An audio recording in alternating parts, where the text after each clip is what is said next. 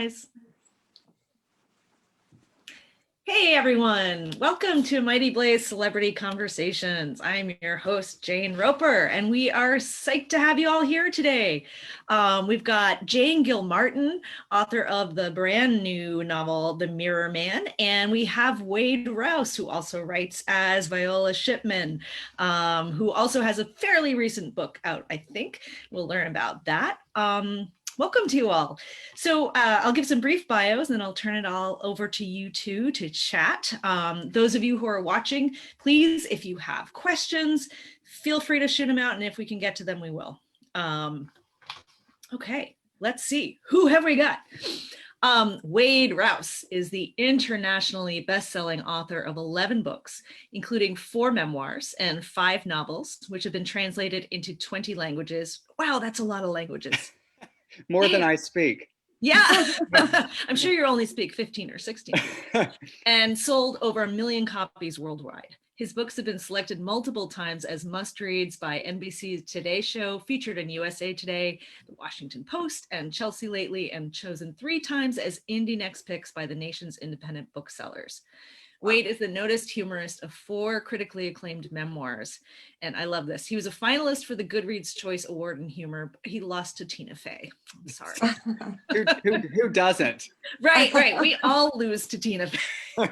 Yeah, it was named Writer's Digest as the #2 writer, dead or alive, we'd like to have drinks with, between Ernest Hemingway and Hunter Thompson. Who was ahead of you? It was Ernest Hemingway. Okay. All right. Yeah. Yeah, and I know. I think it should have been the other way, and I brag I'm the only one that's still alive. I don't know for how much longer though. Given what I know of both of those men, I think I would much rather have dinner with you. And I've only known you a few minutes. Wade's novels, written under the pen name Viola Shipman, are beloved by readers across the world. His newest novel as Viola Shipman is The Heirloom Garden. His next novel, The Summer Camp, oh, there it is, so pretty. His next novel, The Summer Camp, will be published in April 2021, followed by his first winter-themed novel in fall of 2021. He's also working on a series of holiday novellas. Wade divides his time between Saugatuck, Michigan and Palm Springs, California, and is also an acclaimed writing teacher who has mentored numerous students to become published authors. Welcome, Wade. Thanks for having me. I'm excited. Great to have you. All right, Jane, with the lovely cozy crackling fire in the background, which is making us all feel warm all over. Jane has been a news reporter and editor for several small town weekly papers and enjoyed a brief but exciting stint as a rock music journalist. Very cool. A bucket list review just before she turned 50 set her on the path to fiction writing. Also checked off on that list an accidental singing career, attending a Star Trek convention, and getting a hug from David Bowie. Oh, wow. True story. How did you swing that briefly? I won a radio contest and the prize was meeting David Bowie. Wow. Oh, it's amazing. That's killer. It was incredible. Don't get me started. Damn. All right. Jane lives in her hometown of Hingham, Massachusetts. Her debut novel from HarperCollins, published just last week, is THEMIRRORMAN. And according to Amazon, I saw, there it is. Very cool cover. I love that. According to Amazon, it's a techno thriller, which is not something I'd ever heard of before. Or it was in that category on Amazon, which made me realize there are other techno thrillers. I guess it's a techno thriller, sure. Sure, it's a thriller. Let's call it a thriller. I mean, that's more, yeah. New York Times bestselling author Heather Graham calls THEMIRRORMAN an incredible debut, fascinating in concept, with characters that grip you from the get-go. A timely and touching novel. I'm looking forward to every new book this author pens. Mike Chen, author of A Beginning at the End, says, part Twilight Zone episode and part medical thriller, THEMIRRORMAN seamlessly weaves together clones and family for a fascinating story about the lies we tell ourselves and what we might do with second chances. Tense, poignant, and frequently funny, Gilmartin's debut waxes lyrical on the human condition while racing to an unforgettable finish. Awesome. Welcome, Jane. Thank you so much for having me. So excited. Glad to have you. Glad to have you. Happy to have you both. So, Wade, I'm going to punt it over to you to get things started. Thanks. I'm excited. You know, we were talking before we went live, and Jane we had all never met. I feel like we all know each other very much. Starting with our shirts, we were saying we're wearing our vote shirts today. Oh, I forgot mine. So please do. And, Jane and I actually have much more in common than I think she even realizes. So as I was telling her, we're going to talk a lot about this. We have similar sister publishers. Her new novel is published by Mira. Mine's published by Graydon House, which are part of HarperCollins Harlequin. Yep. We have similar writing quirks. We have similar backgrounds in writing workshops. I want to talk to her about promoting in a pandemic. We have Similar glasses. Similar glasses. That's true. And I actually have brightly colored pairs. I'm glass obsessed. I have about 20 pair. I just got 5 more today. See, it's a good addiction. Yeah, it is. And you can match them perfectly to whatever you're wearing. I kind of did. I mean, you did. And so did you, actually. I did. I tried. And our love of dogs, and also how they actually play an important part in our work, especially even in The Mirror Man. So I just want to start, I want to read, if I may, I told Jane I was going to do this. I just want to read the opening paragraph for a couple of important reasons that I'm going to circle back around to as we talk. But just so readers hear the beginning. Day 1. The first time he saw his own replica laid out on a bed, its eyes closed as though it might be dreaming, Jeremiah choked on his own breath.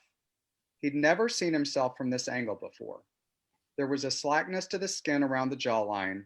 It draped down slightly on either side of the face in a way that was distinctively unattractive. He was riveted, enthralled, and repulsed all at once. Now, mind you, that's an incredible start, but I have to say that last line, I think, truly sums up what is kind of the heartbeat of your novel. So I just want you, this is about you today. So I want you to tell us about The Mirror Man. I want you, how you came to write it, why you came to write it. Just start there. Okay. Well, I seem to be oddly compelled by the notion of self-identity. And especially in terms of, we have an idea of who we are and how we hope we come across to the rest of the world, but they usually don't meet. We're usually not who we think we are. And I just thought, well, wouldn't it be interesting to put someone in a position where they have to look at themselves objectively and can't turn away? And being into science fiction, I of course thought of cloning, which I never thought I would write a book on clones because I figure everything had been done, and I decided to turn it around and really focus on the man who had been cloned. And I think that was key to writing the book, because it really was much more focused on the human and what happens to him as he watches himself. And I think that's what kept my interest as a writer. And you've summed it up exactly. I always say when I start to read reviews of authors' books, I get a little miffed when they get a little too blasé, because yours really isn't a novel about, as you said, it's not a thriller about clones. It's really a thriller about a man who truly sees himself anew through what this clone is doing. So I want you to talk a little bit, just give everybody that's watching, viewers, readers out there, a full summation of the book so they kind of get it. And then I kind of want to dive a little bit deeper into it. Okay. Well, it deals with a middle-aged man who is a bit unhappy in his life. And he is a marketing manager for a pharmaceutical company. And he gets approached by people in his company to take part in an illegal cloning experiment. He'll be paid $10 million to have a clone of himself made, and for 1 year, allow the clone to live his life while he is secluded in this luxurious laboratory apartment and made to watch the clone and report on how the clone is doing. And it doesn't turn out well, as it probably wouldn't. I think this is, so I don't know if you've thought about this, but I have to say reading this novel at this time in the world, maybe differently than when you wrote it, Yeah. impacted me a little bit more deeply. There are, issues of inertia in our lives, kind of watching ourselves trapped. My parallel was being trapped at home and watching who I used to be versus who I am now. So I want you to, did any of that play in, or is it just kind of a happy circumstance that this? I don't know if it's a happy circumstance. It's definitely, but a lot of people have said that, and that there were definitely themes of isolation. And I mean, it was hyper focused. He was, the reader's kind of trapped in the room with him. Yeah. And a lot of people reading it during this pandemic have noted that it was a total accident. I hope I didn't cause the pandemic somehow. No, I didn't. Damn it. I know.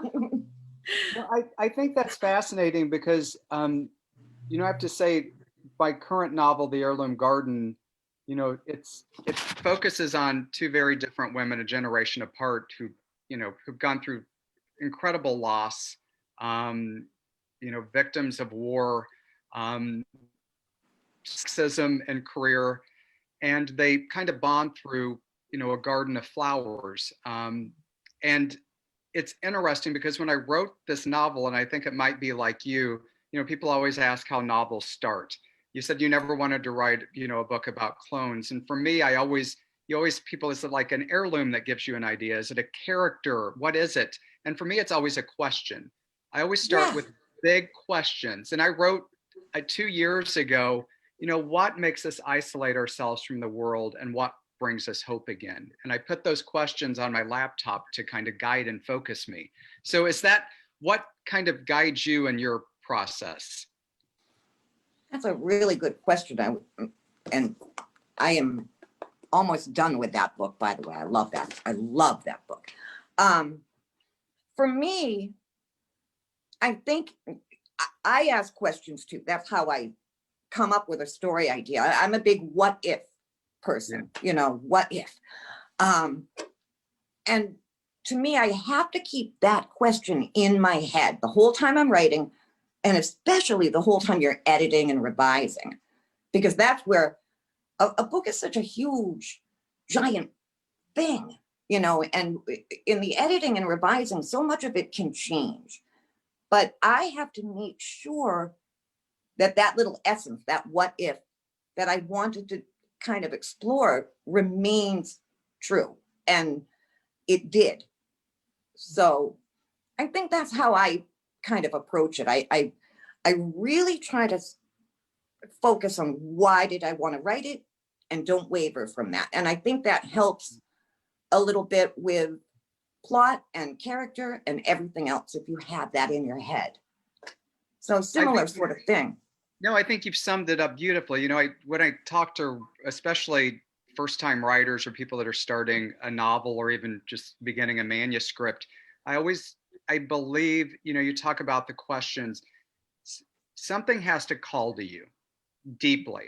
Yeah. You want to write and make you want to finish. I always think it's normal to copycat other writers that you admire, but it's the worst thing you can do, because you're not going to finish. You're not going to be driven and compelled to do the work that calls to you. And that's the only thing, I always say writers use the same tool belt, we use the same words, but it's how we tell our stories that sets us all apart. And if we're not called to do that in a different way, then it's never going to work. So I love to hear that.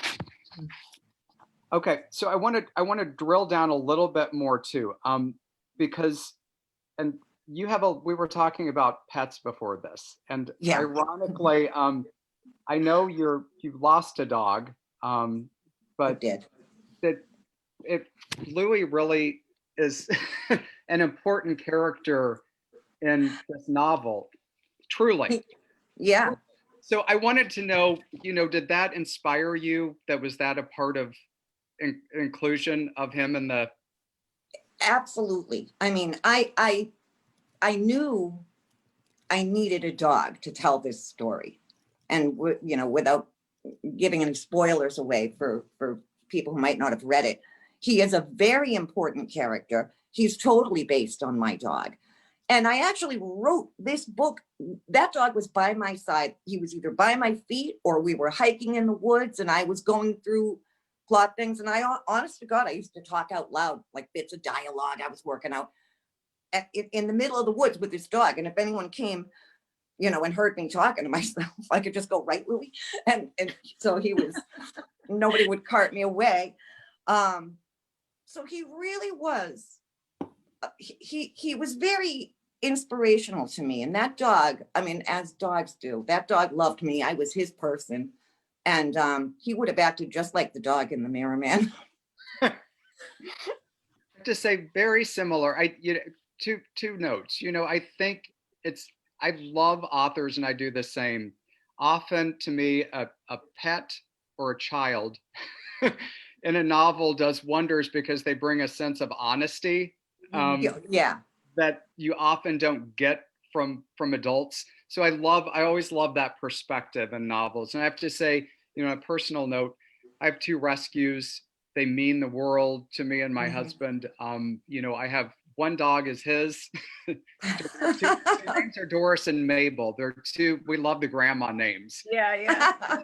And one sticks by me and follows me. I can't even get my cup of coffee before she's halfway up the stairs, ready for me to go to work, and just lays on my feet as I write. And I'm like you, I walk with her in the woods. I talk to her. I run ideas by her.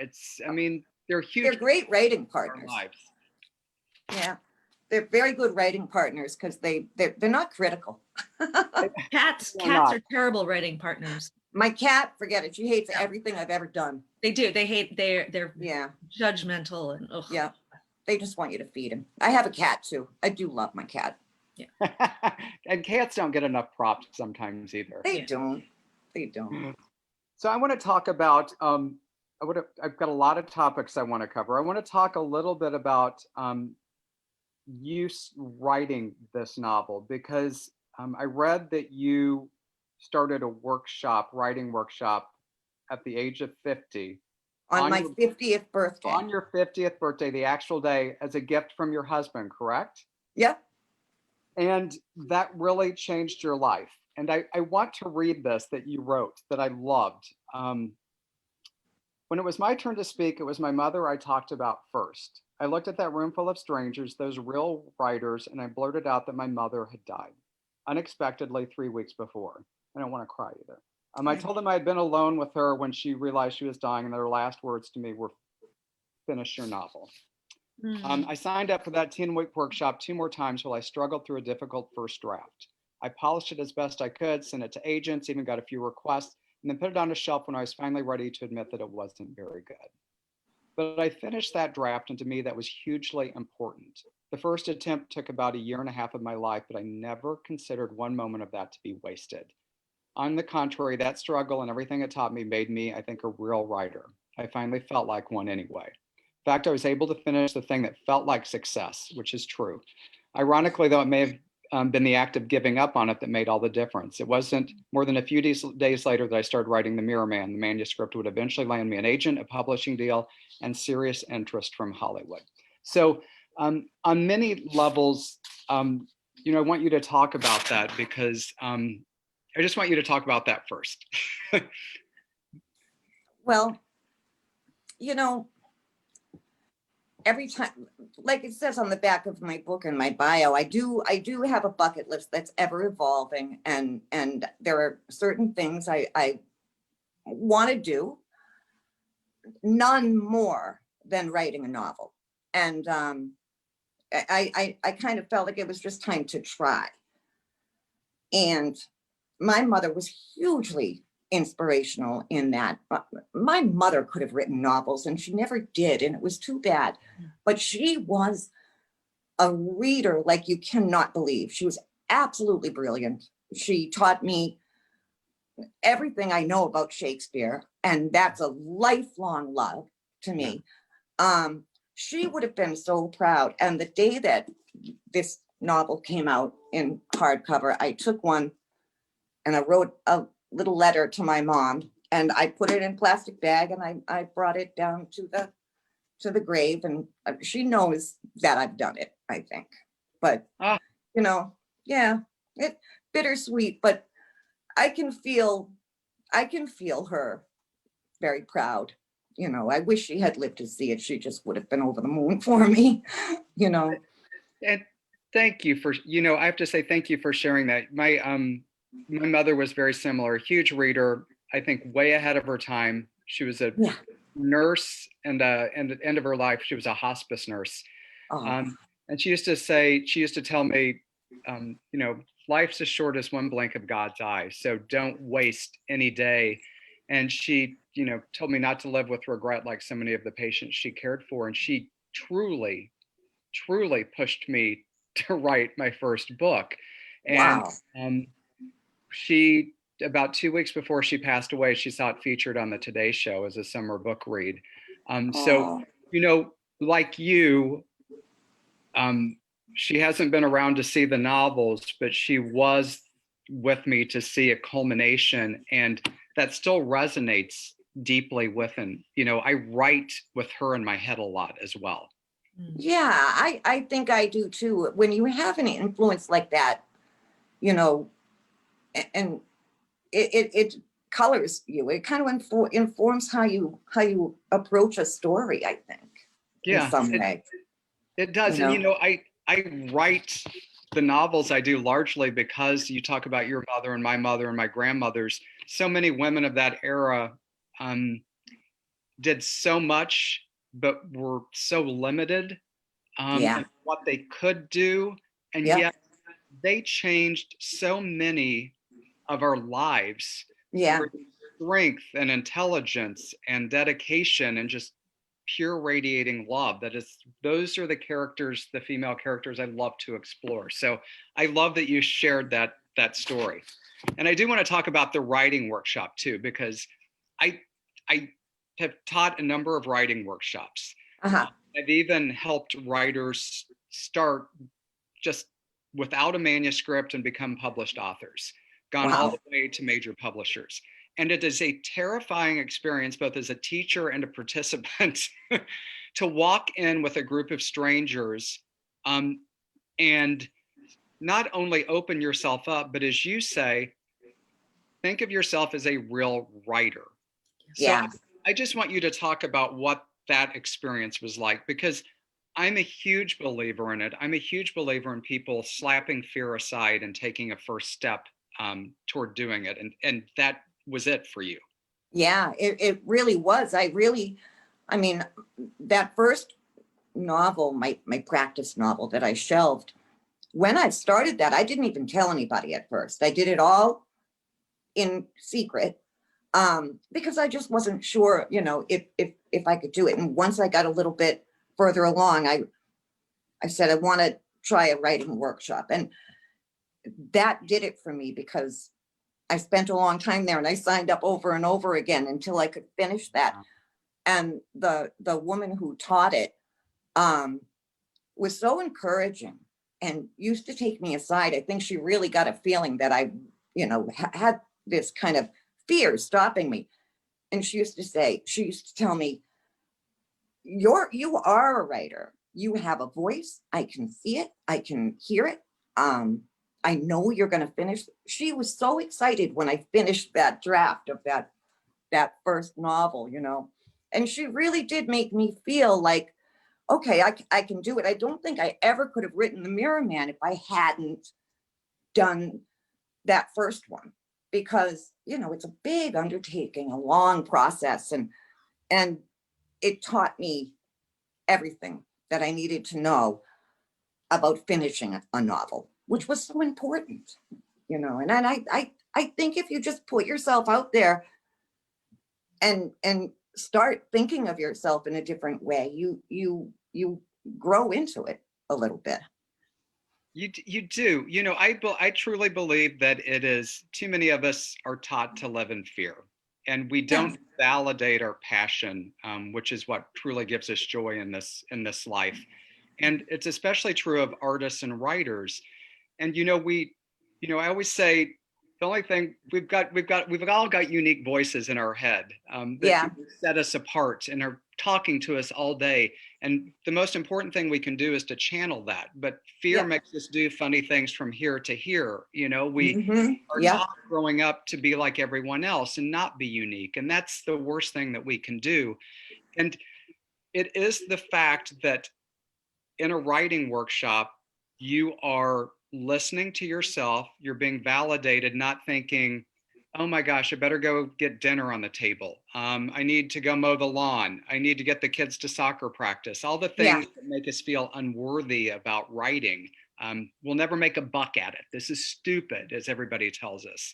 You know, that changes, and it is cumulative. You know, when I ran a marathon for the first time, I'm like, I can't, you know, my commute to work's not 26 miles. There's no way I'll ever do it. But it's writing, continuing, and knowing you can, and then seeing the progress in your hands is life-changing. Oh, that is so true. It really is. I mean, it's almost unreal to me. I mean, part of me still can't believe I'm sitting here with a book I can hold in my hands. It's amazing. It's amazing. What did you do with the other manuscript? It is, well, it's still on my computer and it's still an idea. But I may pick it up again. There were some good elements in there. There definitely were, but it definitely had it was all over the place. It was a mess when I finished it, but But you finished, and that's I did. And that does teach you something incredibly important. I always remember Kurt Vonnegut once said, I think he was talking to like a 6th grade class. He said, go write a poem and then go tear it up. It's not the fact that anybody has to see it. It's that you finished it and you feel differently. See? I'm in good company. Yeah. So I want to talk about a little bit about your background, because you've done a lot, but being like a kind of a rock journalist, because I used to write for People, and interviewing and writing about celebrities changed me in many ways, and it also improved my writing, I believe, because I learned to write differently. I became a journalist again, learned to write shorter, thinking quicker, editing as I go. So how was it? Tell us a little bit about what you did and how it helped your writing. Journalism really helped my writing, and I think it comes through even in this novel, even though it's fiction. I know, I studied journalism in college, and I loved it. I absolutely loved it. And I love that kind of writing. It's very succinct. It's to the point. You get the facts in, you are, it made me good at dialogue, I think, because you have to use it so much in journalism. You hear how people talk.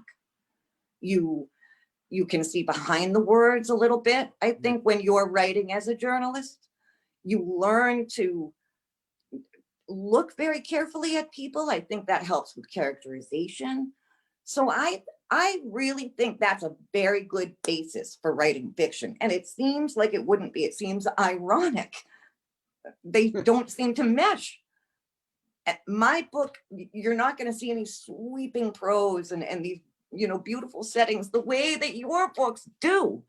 When you're talking about the garden and the lake and all of it, I wish I could write like that, but I think I write the way I write because of how I've always written, and that lends something else to a book. So it's all your novel is beautifully paced, and I do believe that writing as a journalist helps with that too. You kind of understand where things should stop, where they Yeah. should, which is truly, I think, one of the hardest things of writing a novel is getting that flow and that pace right. That's where Yes. so many writers go wrong.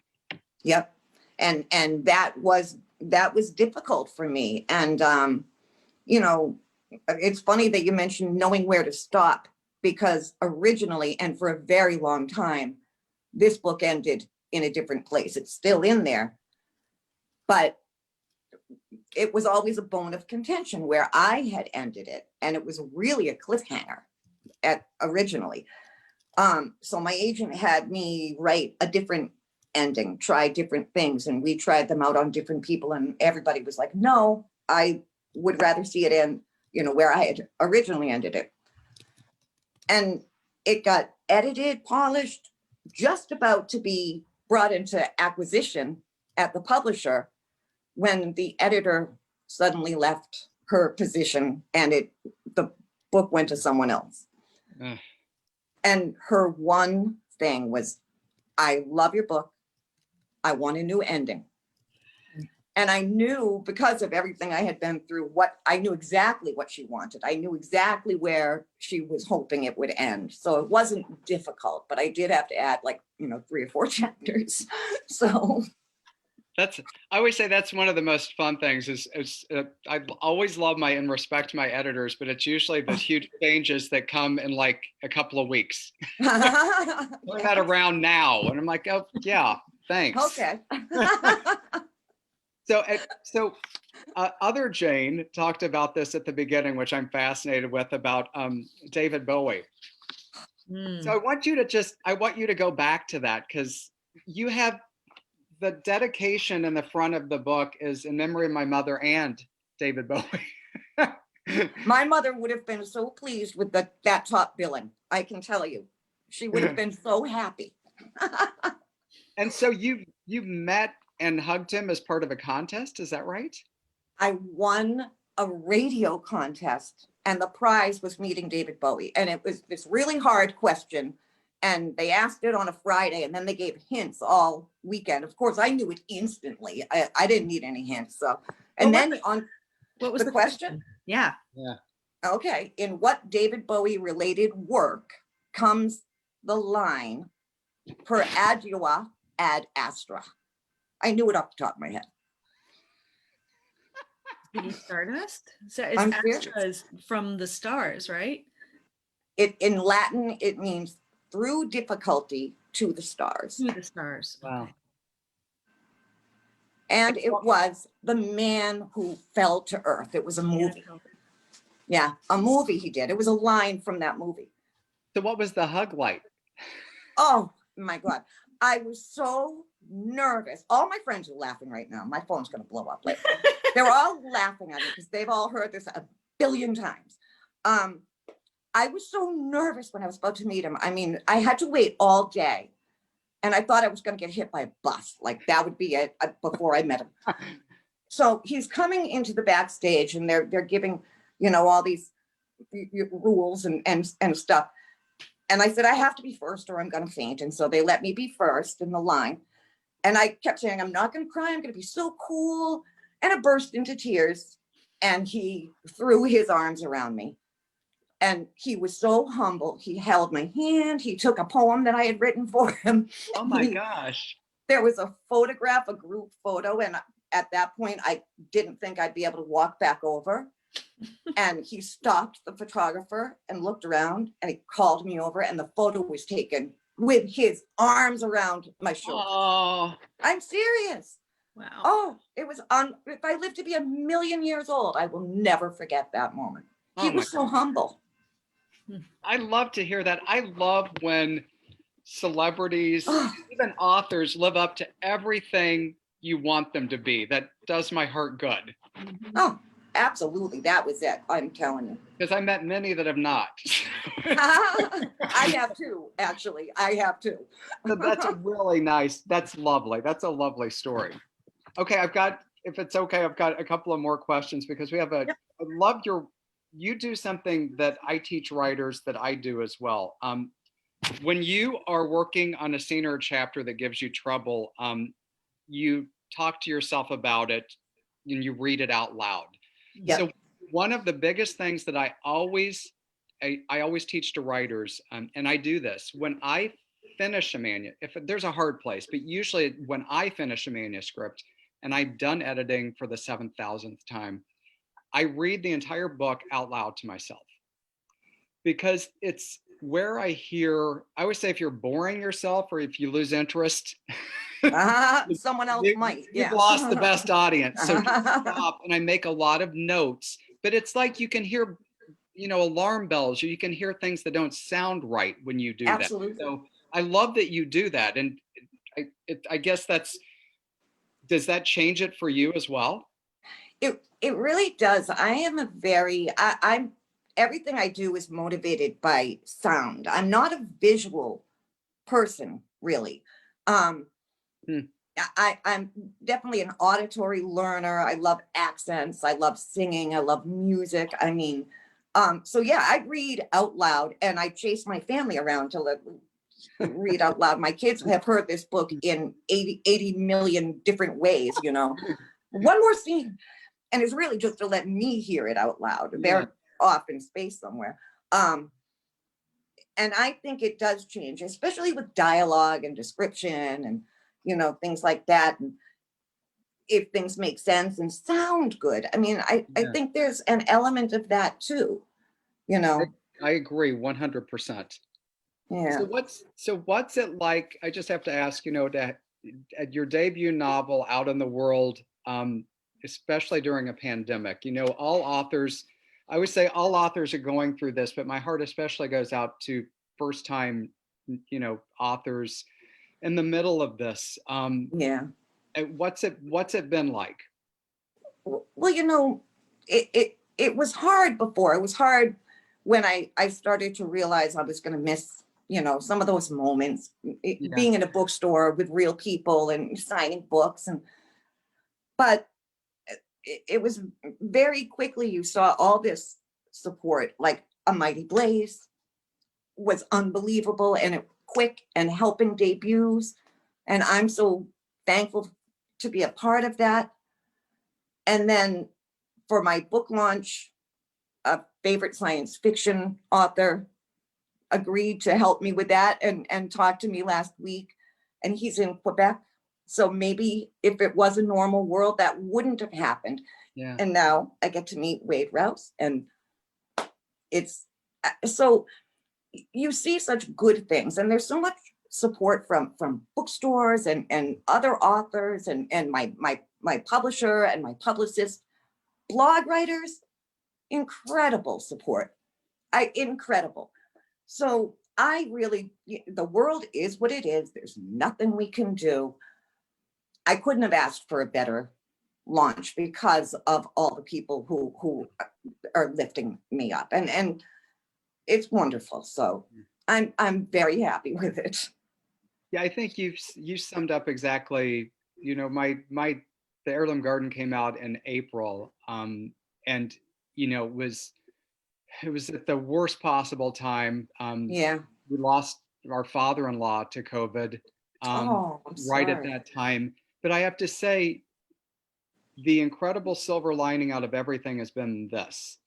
People have stepped up, Carolyn, Jenna, Jane, you've stepped up. I mean, A Mighty Blaze to, you look at Friends in Fiction, you look at so many places that are allowing us to connect.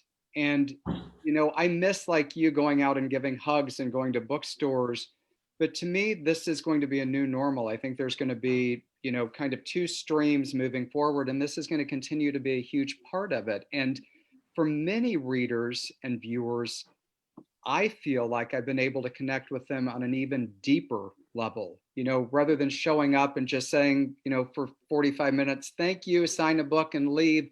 They can come into my home.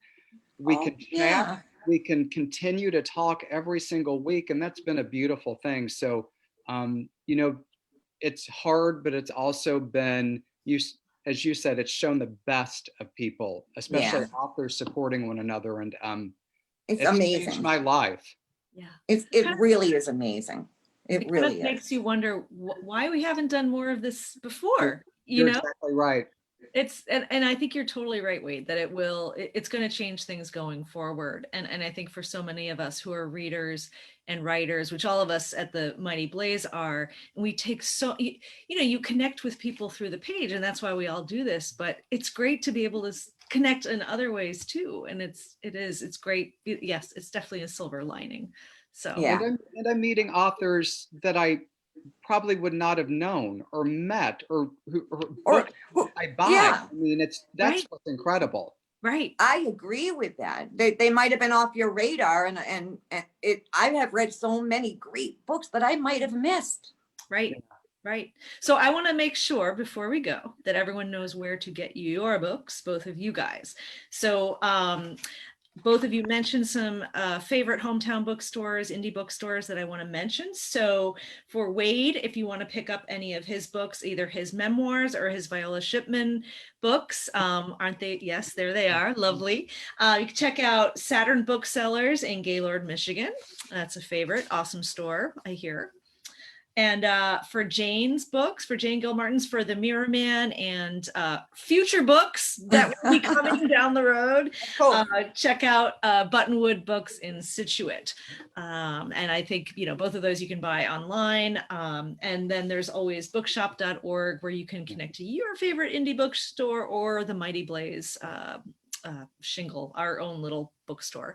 So hope you'll pick up these authors' books. Thank you both so much. This was so much fun. Thank you so much. Thank you.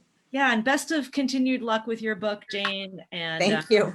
yes, Everybody go buy it. go buy it, read it, enjoy. And we'll look forward to your next books coming out soon, Wade. Thank you.